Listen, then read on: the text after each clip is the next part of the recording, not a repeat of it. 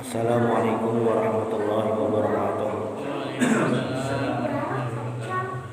Alhamdulillah rabbil alamin. Alhamdulillah fatahil alim alladzi arsyada man istaqahu min ibadihi lit-ta'allum wa ta'lim wa ja'ala al-'ilma sababan najati al-fawzi biz-zulfi 'inda al-malikil 'azim.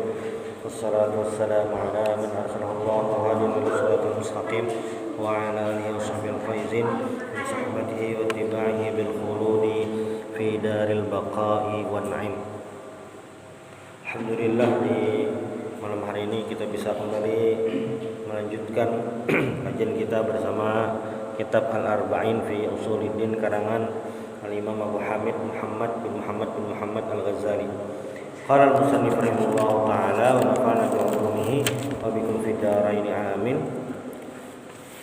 I'lam anna haqiqatal khawfi huwa ta'allumul qalbi wa ihtiraquhu bisababi tawaqqu'i makruhin fil istiqbal.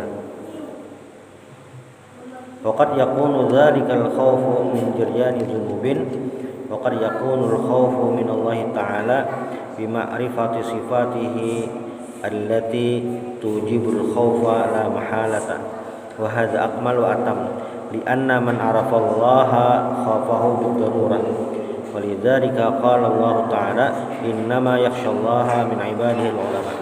Qala al-musannif, selanjutnya pembahasan kita masih seputar khauf.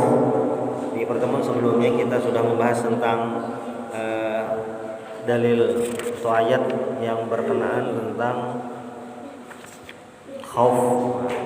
Kata Imam Ghazali, anna haqiqatal khaufi, sebujurannya khauf itu adalah ta'allumul qalbi wa ihtiraquhu bisababi tawaqqu'i makruhin fil istiqbal.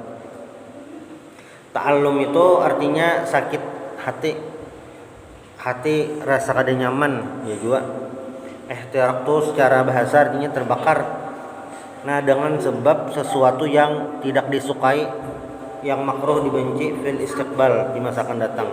Sederhananya adalah khauf itu perasaan tidak nyaman terhadap sesuatu yang akan terjadi. Itu yang namanya khauf. Nah, waqad yakunu dzalikal khauf min jiryani dzunub. Bisa juga ini karena dosa. Wa qad yakunu al-khawfu min Allah bi ma'rifati sifati allati tujibul khauf la mahalata.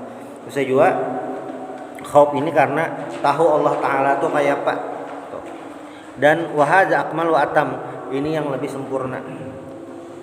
Li anna man arafallaha khafahu bid-darurah. Siapa yang mengenal Allah dengan sebenar-benar mengenal, bujuran tahu lawan Allah Ta'ala, itu khafahu, pasti akan takut lawan Allah. Tahu Allah Ta'ala itu maha melihat, tahu Allah Ta'ala maha mendengar, tahu Allah Ta'ala maha tahu segalanya. Alimun bima fis sudur, Allah Ta'ala mengetahui apa yang di dalam hati kita. Amun tahu pasti takut. Nah, itu rumusnya. Walidzalika qala Allah Ta'ala, karena itulah Allah berfirman, innama yakhsyallaha min ibadihil ulama. Yang takut dengan Allah Ta'ala itu adalah al-ulama. Kenapa? Karena ulama itu paling tahu Allah itu kayak apa. Tahu bahwasanya Allah Ta'ala itu memiliki wadah gasan orang yang ingkar, yang menentang Allah Subhanahu wa taala, ngarannya annar, neraka. Tahu Allah Ta'ala itu syadidul iqab, syadidul azab. Tahu Allah Ta'ala bila menurunkan azab itu luar biasa. Mungkin sebelum Covid kita kada terbayang. Sebelum Covid itu kada terbayang kayak apa dunia nih. Kada terbayang kayak apa Masjidil Haram itu bisa sunyi. Pak Covid seduniaan. Oh, itu hanya sebuting Allah kirim mau uji kita virus. Itu kada ada bingungan apa-apa. Itulah di mana waktu Covid itu nah.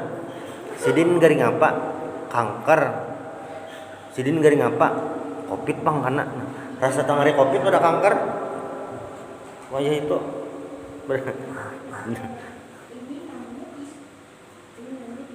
itu hanya sebuting, belum lagi yang lain, hanya sebuting.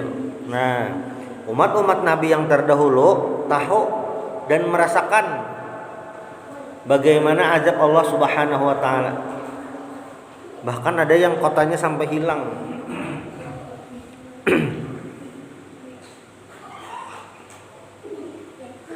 Wa qad auhallahu ta'ala ila Daud alaihi salam khafni kama takhaf as-sab' ad-dar. Khafni kama takhafu as-sab' ad-dar.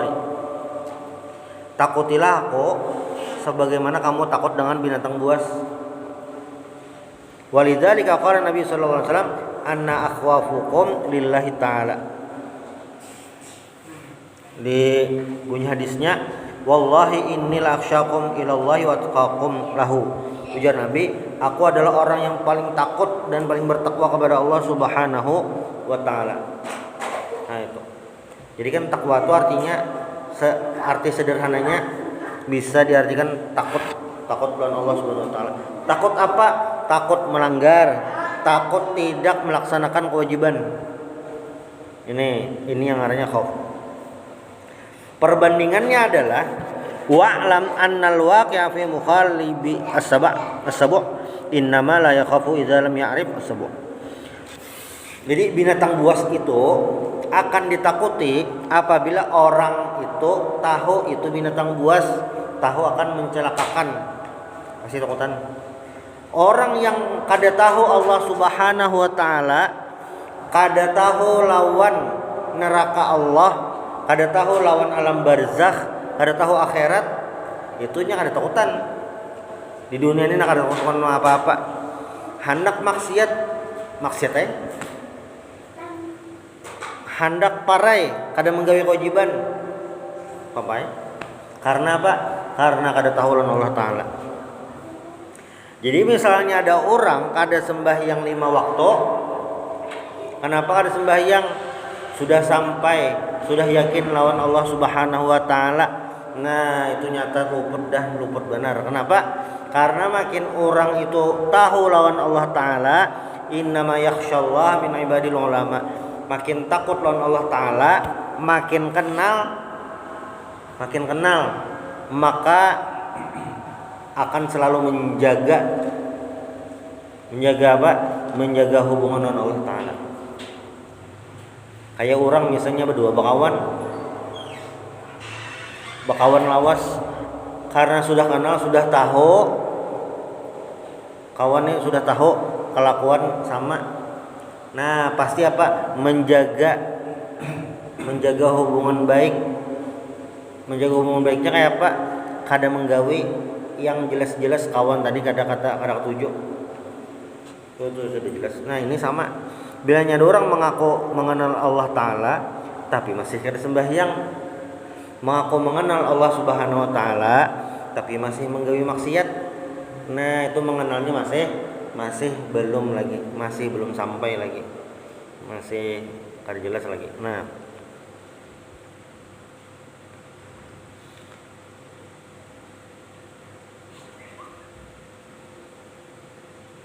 tapi sebaliknya, apabila ada orang yang tidak tahu, kada tahu binatang buas, misalnya binatang buasnya beruang.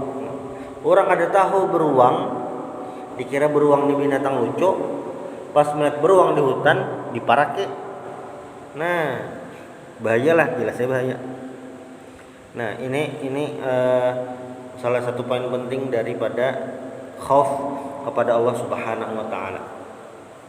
Tetapi sebagaimana menjelaskan mungkin di sebelumnya, bahwasanya khauf ini harus berbanding lurus atau sama posisinya lawan yang ngarannya roja.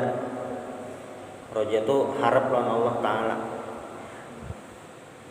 Walaupun khauf itu harus banyak sedikit, tapi roja ini harus jadi penyeimbang. Karena bila orang khauf ini aja yang jadi andalan, rojanya ada sama sekali, sedikit neraka, sedikit kafir kan. Kada awak kan. Ada orang membawa makan ke pohon ganal, langsung aja nah kafir tuh ya. Nah dicek karena kau langsung situ sini. Bahkan walaupun membawa ke pohon itu membawa ke pohon itu jelas-jelas gasan sesajen, kawa langsung nahi mungkar. Sebenarnya kawa, cuma cara nahi mungkarnya jadi disesuaikan juga tuh. Makanya dalam dakwah itu dia disebut ada istilah bil hikmati bil mau'izatil hasanah. Nah, nasihat yang baik. Dia ada teknisnya. Ada langsung situ sini datang sini. Nah, ini beda halnya kalau sudah berkali-kali sudah dipadahi. Soalnya berpadahi ini melawan lalu mencederai yang memadahi. Nah, ini ambil tindakan tegas lain kisahnya. Cuma pada dasarnya ketika ada sesuatu yang janggal itu jangan langsung vonis, tapi diperiksa terlebih dahulu kasusnya apa gitu. Bisa jadi ketika ada orang berbuat salah, kita dakwahnya dengan baik, itu akan merubah segalanya. Kadang ada yang satu momen sederhana tapi itu merupakan keputusan besar. Contohnya apa? Kayak Sayyidina Abu Bakar. Waktu Sayyidina Abu Bakar jadi khalifah itu, seluruh jazirah Arab atau yang pasnya mayoritas jazirah Arab itu adalah murtad daripada agama Islam. Banyak yang murtad dengan berbagai macam sebabnya. Mengaku nabi palsu, menganggap zakat kada wajib, sembahyang haja. Nah itu dasar murtad bujur-bujur bubuli ke agama dahulu.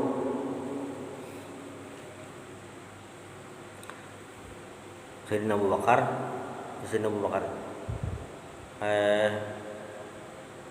berataan kita perangi. Nah dari takutan-takutannya tuh berataan kita perangi gitu po. Ya Sayyidina Umar kita ini lagi genting bang, nah kayak apa nang kada akon bayar zakat itu bedudi aja kita perangi kannya sama la ilaha illallah menyembah Allah Ta'ala juga kan aja dulu itu yang apa ngarannya nih ini kada parah bener lah istilahnya pemberontakannya atau kesesatannya atau melencengnya itu kada terlalu jauh. Langsung disariki Sayyidina Abu Bakar. Kada pokoknya ada orang yang membedakan kewajiban sholat dengan kewajiban zakat. Ada yang membedakan kayak sholat wajib, zakat ini terserah aja, waya aja. Bilanya ingat bejakat ingat. Nah, siapa yang membedakan antara sholat lawan zakat gitu. Dan inya waktu zaman Nabi hakun bayar zakat ini kan hakun lagi itu kita perangi. Aku nala sorangan kah singal sorangan. Aku tulak gesan perang. Ya Sayyidina Umar, oh iya jiranya Sayyidina Umar. Ditagur Sayyidina Abu Bakar, Sayyidina Umar nih, kenapa jadi kayak itu? Nah, kenapa Sayyidina Abu Bakar kayak itu? Karena Sayyidina Abu Bakar apa? Rasa takutnya melebihi daripada apa-apa itu dia karena rasa takut Sayyidina tinggi, makanya Sayyidina Umar menggawi tahun.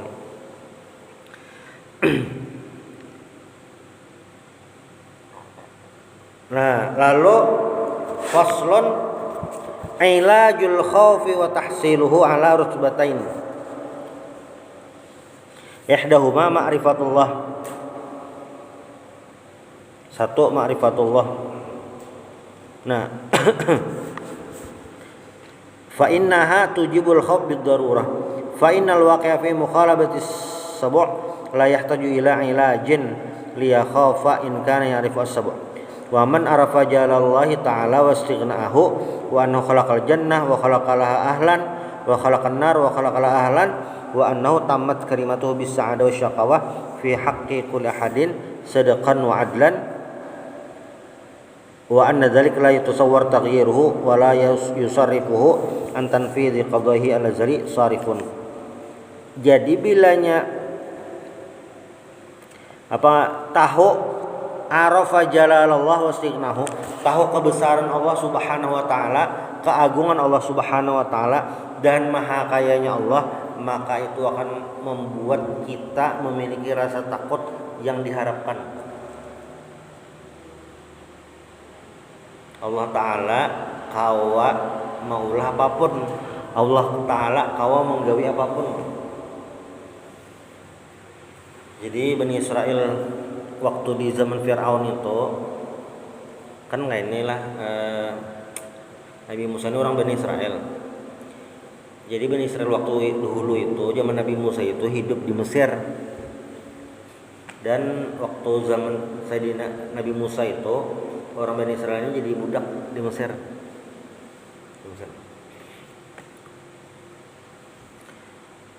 Apa yang terjadi? Nabi Musa ini dapat tugas untuk berdakwah ke Mesir, nyata membawa beban Bani Israel, juga berdakwah waktu itu kepada Fir'aun.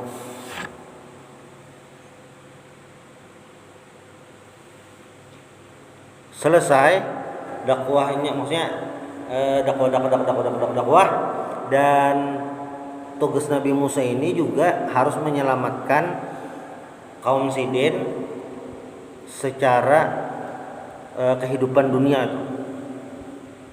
Apa yang Sidin gawi? Membawai Bani Israel melarikan diri daripada Mesir, melarikan daripada perbudakan.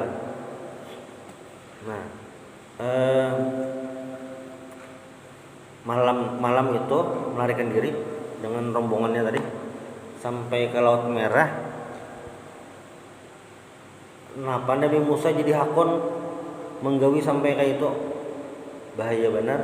Bani Israel ini pun sangat percaya lawan Nabi Musa. Karena apa? Karena hakon umpatan tulak. Kita mungkin karena dari Al-Quran, kisah turun temurun, kayak nyamannya mumpati Nabi Musa. Sebujurannya kada itu. Fir'aun itu di masanya adalah raja yang memiliki segalanya, memiliki peradaban, memiliki sains, pengetahuan, kemewahan hidup di saat itu, nyaman hidup berataan. Nah, Bani Israel ini dibawain Nabi Musa keluar dari zona nyaman itu.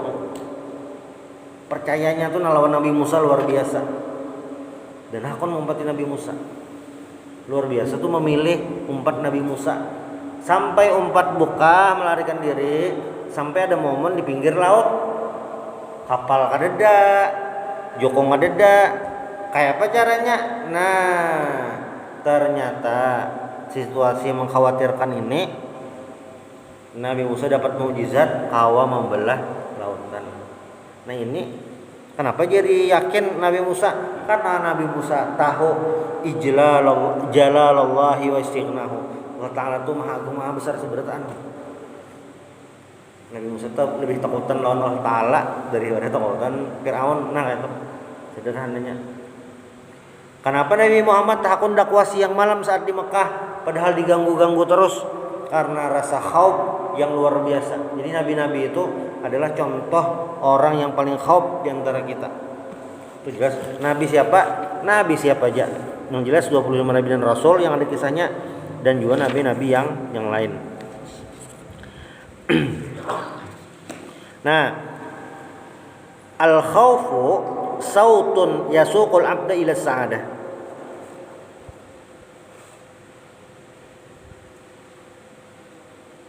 Jadi khauf itu adalah suatu cambuk yang mengantarkan hamba kepada kebahagiaan. Jadi rasa khauf yang kita miliki itu akan membuat kita terarah dan kita menuju jalan kebahagiaan. Jalan kebahagiaan itu apa, Gerang? Surga. Di alam barzakh nyaman. Nah, ini rasa khaufnya.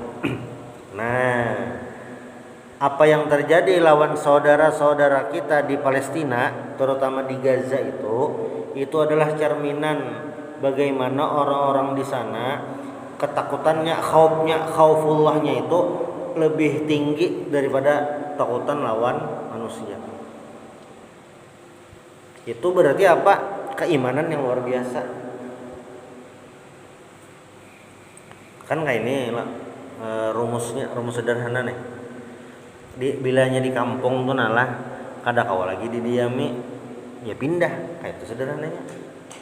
Amun ibarat orang bisa pehumaan lah, tanah tuh kada kawa lagi dihumai, tanahnya kada baik lagi, bakabun kada kawa, begaduhan ayam kada kawa di kampung, kada penghasilan alamnya kada ada apa-apa, pindah ya, kada ada apa, pindah ya, kada ada lagi apa-apa, pasti pindah, mencari tempat yang lebih baik.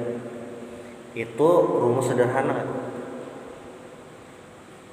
Orang berdiam di rumah, lingkungannya kada nyaman, entah di sini banyak maksiat atau lingkungannya kada nyaman, ya amun ada kesempatan pindah pasti pindah. Itu standarnya manusia.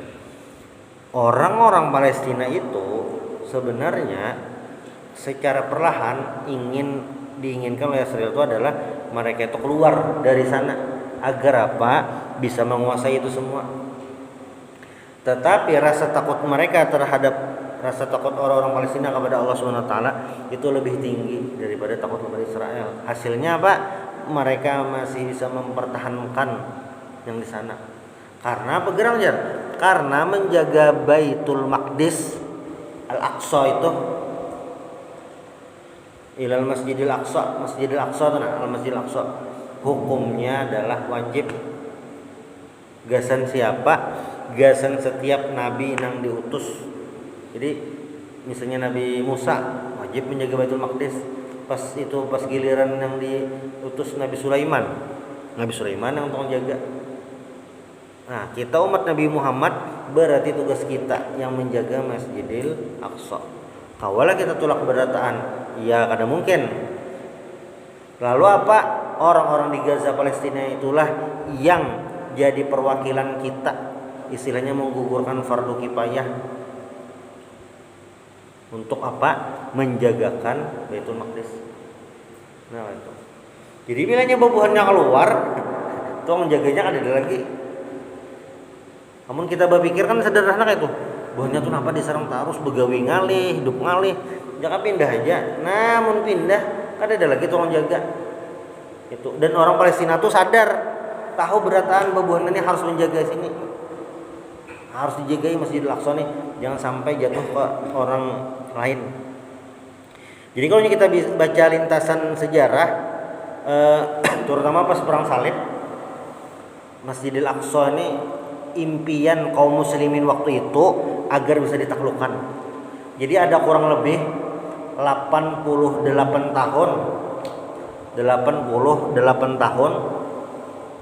Awas tuh, kita Indonesia sudah 78 tahun. Nah, Indonesia sudah 78 tahun. Nah, Masjidil Aqsa itu waktu perang salib zaman Imam Ghazali ini dikuasai pasukan salib kurang lebih 88 tahun. Itu sama lawan Wahini. Cuma Wahini kada kelihatan bang lagi. Cuma di waktu itu kaum muslimin sangat berharap bisa mengembalikan Masjidil Aqsa ke pangkuan kaum muslimin. Bertahun-tahun tuh sampai akhirnya Salahuddin Al-Ayyubi itu lahir. Nomor 88 tahun itu berapa generasi tuh? Pemerintahannya tuh berapa generasi? Sebutin generasi misalnya 30 tahun misalnya. 80 2 kali, ya 3 kali, 3 generasi. Kayak di Korea Utara nih kan sudah generasi ketiga dah. Kim Jong Un nih. Bahari lawan Presiden Soekarno nang kaya. Orang lebih 3 generasi. Itu menghadangi supaya kawa mengambil pulang Masjidil Aqsa, dan itu bisa dilakukan oleh Salahuddin Al-Ayyubi.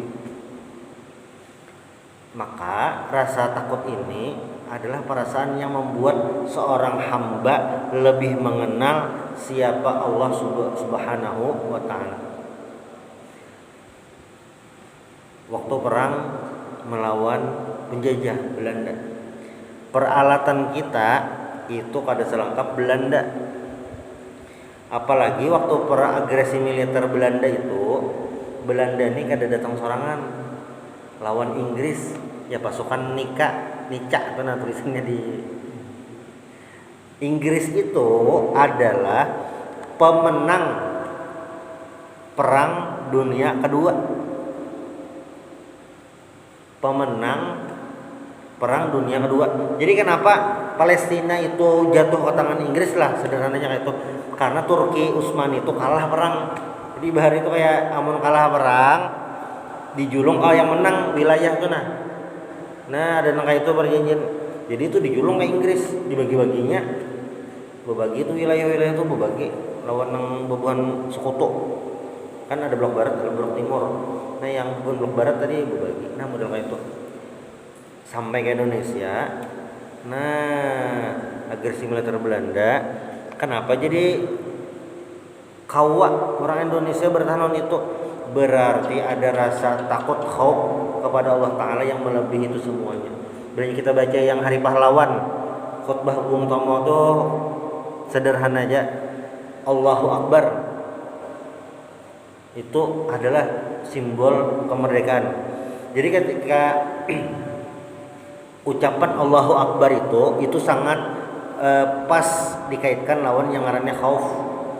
Ketika kita menyebut Allahu Akbar, Allah Maha Besar, maka seberatan itu halus atau kada penting. Rumah nih lah hendak terbakar. Kita ada lagi memikirkan macam-macam, pasti mikirkan supaya selamat. Nah itu terbakar, genal ada rumah terbakar, itu pasti memikirkan kayak apa caranya supaya selamat diri, jiwa awak nih, selamat barang-barang berharga kayak itu, selamat keluarga, itu pasti dah. Kadang kau mikirkan yang lain-lain loh, itu jadi pikirkan. Walaupun pas malamnya ada pertandingan timnas kah, walaupun pas malamnya tuh lagi ada film Rami Banar, pemikiran lagi. Yang penting selamat. Makanya bahan ada orang kejadian, orang kebakaran tuh nah, kau mangkat kendaraan. Saya takutannya merasa kendaraan ini paling berharga, hanya lunas kreditan, paling berharga benar. Pas kebakaran, takutan benar itu diangkat kawan. Nah, ini yang rasa takut tadi. Jadi ketika kita menyebutkan Allahu Akbar, itu semuanya kecil. Ketika kita sholat diawali dengan takbir Allahu Akbar, artinya selain daripada menyembah Allah Ta'ala, selain Allah Ta'ala itu kecil, dan semua makhluk itu kecil kan. Makanya ketika Abdul Muttalib mendatangi Abraha, karena Abraha itu hendak menyerang Masjidil Haram itu, singgah dulu di luar kota Mekah, lalu menawan kambing-kambing ampun kai Nabi Abdul Muttalib. Lalu Abdul Muttalib datang, ujar Abdul Muttalib, ternak aku belikan bang, jangan diambil, belikan. Lalu ujar Abraha, anehnya pian lah, datang ke sini hendak mengambil unta aja, kenapa kada memelas minta pengampunan supaya jangan menghancur Masjidil Haram? Lalu ujar kai Nabi Abdul Muttalib, kada, ana rabbul ibil, saya pemilik unta. Karena saya pemilik unta, ya saya akan mengambil unta-unta saya, itu yang saya pikirkan. Adapun Ka'bah, laha rabbuha, Ka'bah itu sudah ada pemiliknya, sudah ada yang menjagakan. Siapa? Ya Allah Subhanahu wa taala. Rasa takutnya itu nah, rasa takut Abdul Muttalib itu tinggi kepada Allah Subhanahu wa taala daripada takut lawan Abraham. Nah, ini yang mula apa? Maulah kejadian yang diabadikan dalam Al-Qur'an, alam tara kaifa fa'ala rabbuka bi ashabil fil. Jadi ketika rasa takut kita lawan Allah Ta'ala itu nomor 1, hendak amar ma'ruf kawa, nahi mungkar kawa. Nah, ini luar biasanya. Luar biasanya. Jangan dikira sahabat-sahabat Nabi itu jagau harat seberataan ada juga. Karena apa? Karena faktanya waktu awal-awal Islam sahabat Nabi itu rata-rata disiksa, disakiti oleh keluarganya masing-masing karena masuk Islam. Tapi karena rasa takut kepada Allah itu yang lebih tinggi, semuanya itu jadi tidak berharga. Misalnya Bilal, contoh Bilal. Bilal itu ketika ketahuan tuannya Umayyah bin Khalaf langsung dijamur, ditarik, andaki batu ganal di awak. Ah benar dihina. Takutanlah Bilal. Nah, saking takutannya Bilal ini lawan Allah Ta'ala, sudah kada memikirkan itu lagi. Takutan daripada di neraka, biar aja di sini dulu. Takutan Allah Ta'ala apa ngarannya nih, menurunkan azab, memasukkan dalam neraka karena macam-macam. Takutan disarikin Nabi, macam-macam. Maka berusaha untuk bertahan. Ini khauf, kunci benar nih. Tapi bilanya orang ada kebanyakan khauf, kada ingat lagi kisah surga, yaitu tadi sedikit-dikit kafir, dosa besar, sedikit-dikit neraka. Nah itu yang terlalu khauf benar. Kayak di dunia ini kayak ada denang bujurnya itu. Di dunia ini ada bujurnya. Makanya para ulama itu menyusun kaidah-kaidah apa ngarannya nih untuk bisa diambil keputusan. Contoh,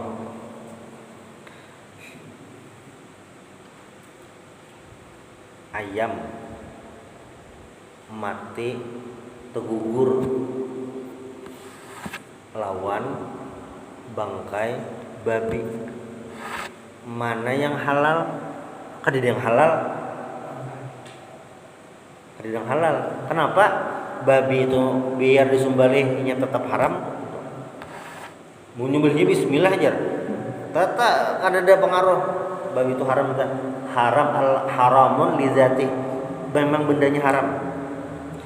Sudah ulun mandi babinya disikat behimat, ampih lah haram. Kada, tetap haram. Ayam itu kenapa tadinya haram? Karena dia bangkai, karena disumbali, karena kada mati disumbali. Cuma di antara dua binatang ini, amun kita parak mati benar, nang mana dimakan? Ayam. Kenapa gerang ayam? Karena ayam ini haramnya tadi karena kada disumbali. Jika disumbali jadi halal. Istilahnya bahasa Banjar tuh temending, lebih mendingan yang ayam tadi. Nah, itu ada pilihan-pilihan. Jadi kada yang langsung rumusnya salah neraka, ada orang Khawarij itu adalah pendukung Sayyidina Ali radhiyallahu an yang kecewa. Jadi kan waktu perang Siffin tuh tahun 37 kayaknya, 37 Hijriah. Waktu perang Siffin pasukan Sayyidina Ali ini hampir menang, bahasanya kayak itu. Nah, lalu di kelompok Muawiyah mengangkat bendera supaya kita bertahkim dengan Al-Quran. Hakon Sayyidina Ali. Bahasa sederhananya itu ampih perang gencatan sederhana, gencatan senjata itu. Damai. Sayyidina Muawiyah balik ke tempat Sidin ke Syam, Sayyidina Ali kembali ke tempat Sidin di Kufah. Sudah. Yang jadi masalah adalah pendukung Sayyidina Ali ini ternyata ada yang kecewa. Kenapa jadi kayak itu? Nah, lalu mereka inilah yang disebut dengan Khawarij. Mereka menganggap Sayyidina Ali itu salah. Khawarij ini orangnya hafal Quran, bebuhan Khawarij ini orangnya ibadah ini semangatnya tinggi, Tapi kayak Sayyidina Ali itu divonis sesat oleh Khawarij. Ini yang terlalu over, apa bahasanya, terlalu ke kanan benar. Ada orang tersalah belain neraka. Sayyidina Ali loh, minantu Nabi, diam di rumah Nabi, as-sabiqun al-awwalun, yang pertama masuk Islam. Ujar dalam sebuah hadis itu, jakanya kawa request Nabi selanjut, aku menurutnya itu Sayyidina Ali memang cocok di Nabi. Saking Sayyidina posisinya tuh luar biasa. Oleh Khawarij karena standarnya tadi khaufnya salah memakai, dipadahkan sesat. Bisa sampai kafir tuh. Makanya waktu subuh bulan puasa tahun 40 Hijriah ada ngarannya Abdurrahman bin Muljam, itu yang membunuh Sayyidina Ali waktu sembahyang subuh. Melihat orang ada sembahyang, wah neraka nih kayaknya tadi. Jadi kada kayak itu. Atau melihat diri sendiri, kadingat sembahyang, nayam tegar penerakan ini. Ada kait itu benar. Jadi harus seimbang antara khauf lawan roja. Sebaliknya bang, amunnya kadida rasa khaufnya, ya salah pulang. Kenapa salahnya? Tenang aja jar. Kita kada sembah, misalnya ada orang lah, kita kada sembahyang, kita kada puasa, kada usah tapi dipikirkan, santai aja. Kenapa? Karena Allah Ta'ala itu apa? Ghafurur Rahim, innahu kana ghaffara. Allah Ta'ala nih Ar-Rahmanir Rahim, pengasih penyayang Allah Ta'ala nih. Nah ini luput pulangan. Jadi harus ada nolak. Dulu ada kawan di pondok,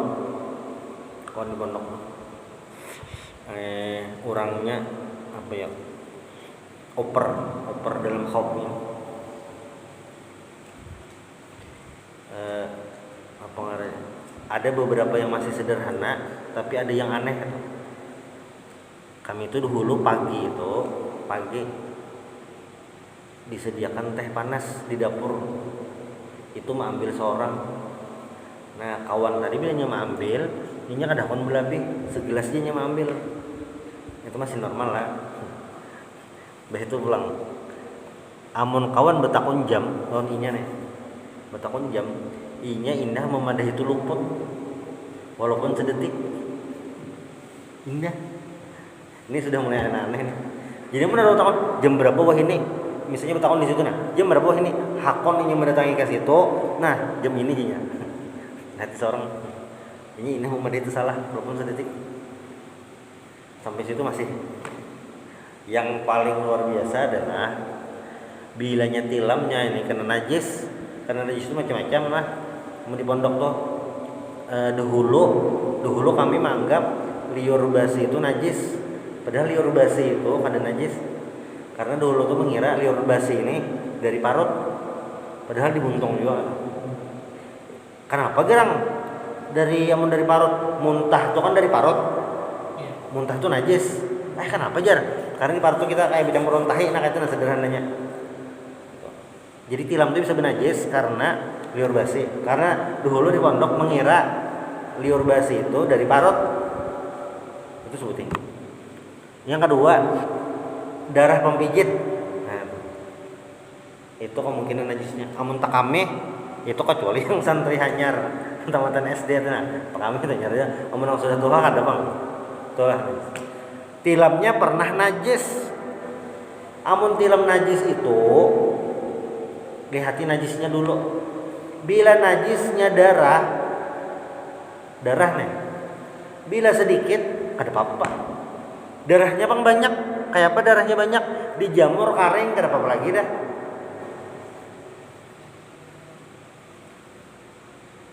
Inya bang tilamnya diapai?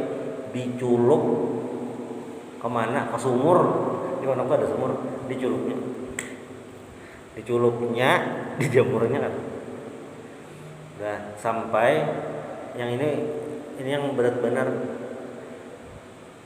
Seberataan masjid sembahyang Jumatnya kada sah. Kan kami itu di pondok itu sembahyang Jumat dulu keluar di masjid Muka Golok. Masjid ngarannya Masjid Mujahidin kayak apa di Muka Golok tuh ada masjid seberang pom bensin. Nah, kami milihnya hari Jumat dulu sembahyang di situ. Wah, ini bukan pondok, sembahyang di dalam dah. Karena ada masjid. Zaman kami dahulu kan ada masjid di dalam. Jadi sembahyangnya masjid di luar. Kawan tadi karena rasa kaupnya ini sudah kada betakar lagi, jadinya menganggap masjid-masjid nang ada nih kada sah sembahyang Jumat. Nang satu di Masjid Al-Karamah Martapura. Kayak itu. Kayak apa tuh Jar? Nah, ini yang ngarannya khaufnya berlebihan. Khaufnya berlebihan benar. Mengalihi lah. Iya, mengalihi. Makanya harus ada seimbang, walaupun khauf itu harus lebih tinggi. Nah, la yamutanna ahadukum illa wa huwa yuhsinu dhanna bi rabbih. Jadi ketika kita lagi hidup ini, lagi sehat, khauf lawan raja ini harus seimbang. Khauf tak kata sedikit gitu ya. Tapi bilanya sudah masa-masa garing, ibaratnya garing tuha, kada tapi kau bergerak lagi, sudah yang umurnya sepuh benar, itu khauf lah, kada itu dibanyaki rojanya. Roja itu mengharap rahmat Allah, itu dibanyaki. Allah mengampuni, Allah Maha memberi rahmat, itu dibanyaki. Makanya ujar Nabi ini diriwayatkan oleh Imam Muslim juga dari Jabir bin Abdullah, la yamutanna ahadukum, janganlah kalian itu meninggal illa wa huwa yuhsinu dhanna billah, kecuali dia memiliki sangka baik lawan Allah Ta'ala. Jadi bilanya kita di akhir umur itu kita disuruh banyak-banyak roja, mengharap keampunan dari Allah Subhanahu Wa Ta'ala. Nah itu jangan yang khauf lagi dah. Itu jadi banyak. Ini bukan berarti lah sembahyang parai, kada juga tetap sembahyang juga. Misalnya ada orang nih akhir umur tuha benar, karena tapi kau bergerak tapi sadar aja, wajiblah sembahyang. Secara fikih tetap wajib. Kayak apa caranya? Semampu sidin aja. Misalnya nak kau bergerak tuh kepala aja, tangan kalau lagi bergerak, kepala kau aja bergerak, maka sembahyangnya isyarat kepala aja. Tangan kau bergerak, awak kau bergerak, tapi kada kau berbangun. Kayak apa caranya? Ya pakai tangan berarti. Oh, benar. Ya Allah, tapi berapa? Untuk siapa mampunya? Cuma, nih kewajiban tetap digawe. Cuma masalah nang lain, dosa, ada kurang atau apa, itu sudah jangan dipikirkan lagi. Yang dipikirkan adalah husnudzon kepada Allah. Allah Ta'ala Maha pemberi ampun. Nah itu. Ini penting nih. Gasan apa bahasa orang tuh ya. Jadi di rumah sakit itu pian pasti tahu sebenarnya dah. Di rumah sakit itu ada gawian nih, rohaniawan nang tukang memadahi pasien-pasien kemungkinan meninggal tuh tinggi. Nah ada gawian. Lepas dasar itu tamu kawan nggak tuh, nang itu mulai bahaya ada ya bang nggak tuh. Cuma yang kebetulan pas ada kawan ulun nggak tuh yang begawi gitu. Jadi kan ya mau ingin tekan tadi. Nah itu isinya apa ngapa?